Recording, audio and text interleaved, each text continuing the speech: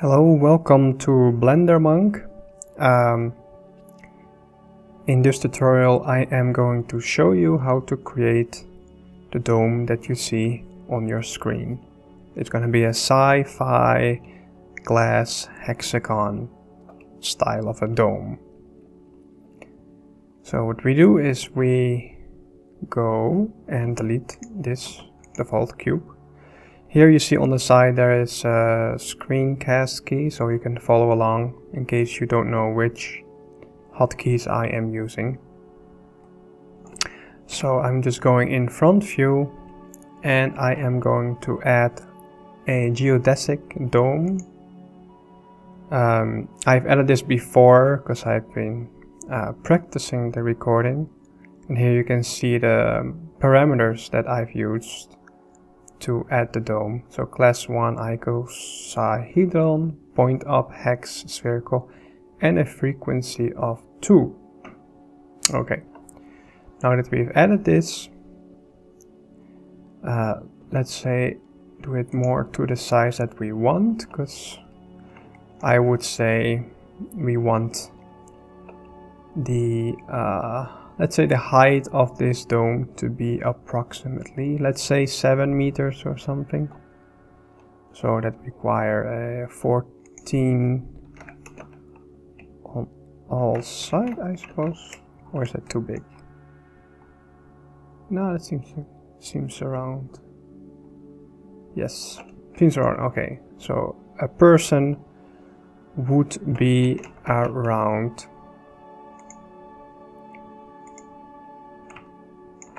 like this, a little smaller, yes?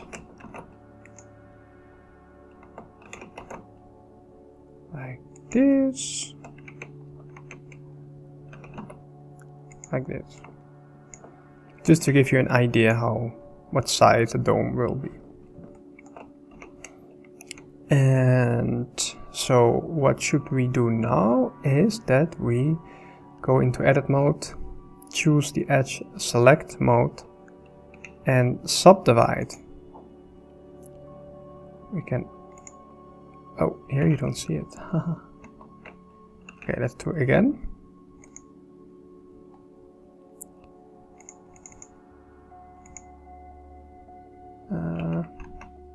I would say 5 probably 5 subdivisions to give it, because we are going to make it more round in the end. And what we are going to do now is we are going to create an edge between these 2 points, because we're gonna eventually cut the bottom half away, because it's going to be a dome, which is usually half a sphere. I'm not going to use the F hotkey because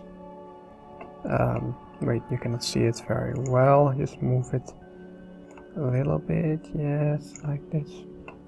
I'm not going to use the F because then you actually don't cut the face in half, yes? I will use J instead and use it all along this line that aligns with the world center, the vertical center, or horizontal, I don't know, depending on if you're in Australia or not, you know. That was a bad joke. Okay, we have done that. So what we do now is what we do now. It's all up to you. Oh, no, that's not it. That's not it. Because we have to also, we can select all of these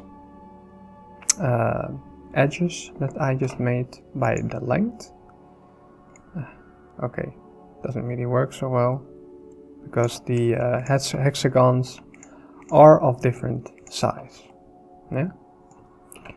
And then we can subdivide these, which I say, let's say about 7. Maybe a bit more. maybe about 9. To make it align with these a bit, yes? Okay. So what I usually do when I hit some kind of what I feel is an important milestone you might want to return to, I just duplicate and put it down. So in case I make a big mistake, because you're not going to save all these different milestones.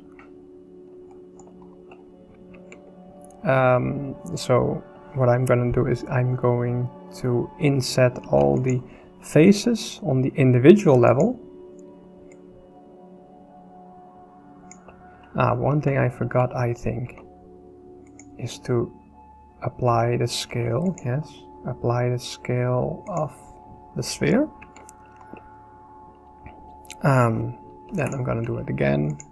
I think I want a something along the lines of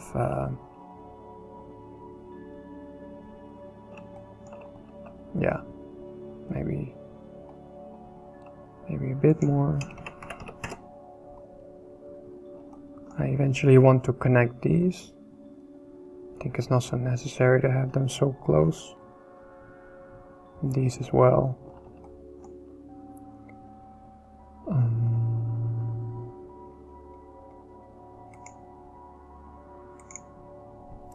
Yeah, so I chose 12 centimeters on each side. I think that's a right size for things. And then what I'm also going to do is I'm going to use vertex group to assign all the vertices that are currently selected. Let's say group 1, assign. Then I'm going to inverse that. Also make a second group, because this will give you a lot of versatility in future modeling, because selecting many different vertices takes a lot of time. And also, for example, this one, when you want all of these, I'm also going to make a group for that, and by selecting them, you're going to amount of connected edges here. Now you see here it got 6 connected edges, and it will select all of these as well. Now these ones has actually 7 selected connected edges, yes, because of the 4 different sides. So you can select this one as well. So then you can have all these points selected. I'm also going to assign, and you can see if it worked by deselecting and selecting, yes. Let's see if we can. No, that's not going to work. Yes. So what we do now is we take again all of these. Actually we don't need, we're just gonna select this, and we are, wait, to start off with, I think I will to beautify the whole thing a bit, I'm gonna delete these ones, these edge loops.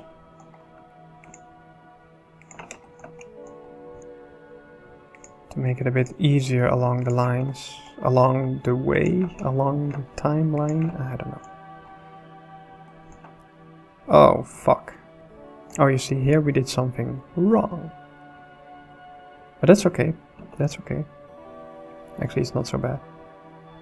Because we can still correct it.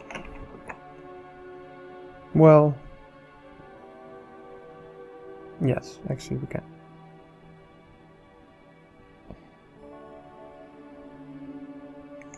Yeah, I think it's okay. Here are... It looks a bit stupid, but I think we'll be fine. Okay. So, and then what I also want to do is connect these together.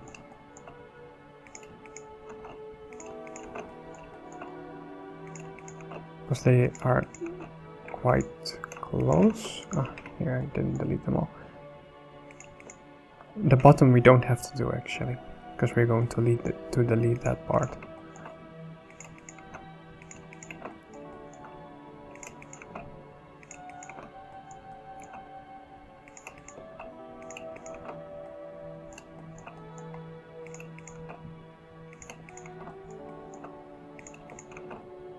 So, modeling takes time. It's a game of patience.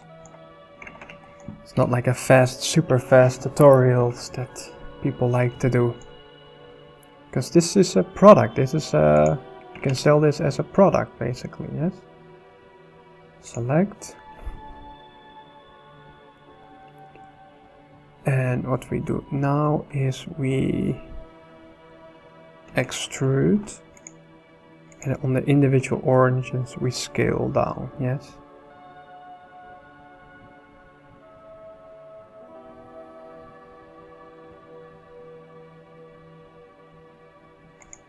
Okay, now we select everything, we go to mesh, transform to sphere. Now you can see how it has been transformed into a spherical system.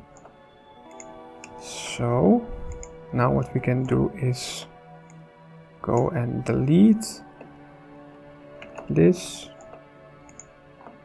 So now you can already see where this is going. Yes, we can actually delete this by selecting with polygonal side and then just voila. So now we have a completely nice rounded, and if you shade it to smooth, then you can see it's actually quite nice and round. For example, if you add a quad sphere,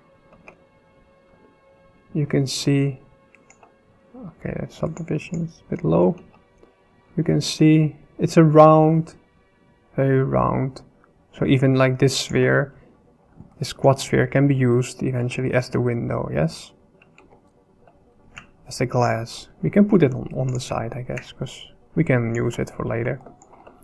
So this was the first part of the tutorial. If you like it, you can go to the second part, and where I will show how to make smooth bevel's and how to make the proper skeleton. And then we're also going to apply some shaders as well, some quick shaders. Yeah, thank you for watching and hope to see you in part 2. I have a Patreon page as well. You can sign up as a member. I'm kind of starting out. I have been a 3D artist for, I don't know, more than 10 years. Doing some projects, selling some stuff, but now I'm planning to take my tutorial initiative more seriously. And check out the cool robots on my Patreon page. I think they're kind of cool. So if you want to be a part of it, I'd be more than thankful. Have a nice day.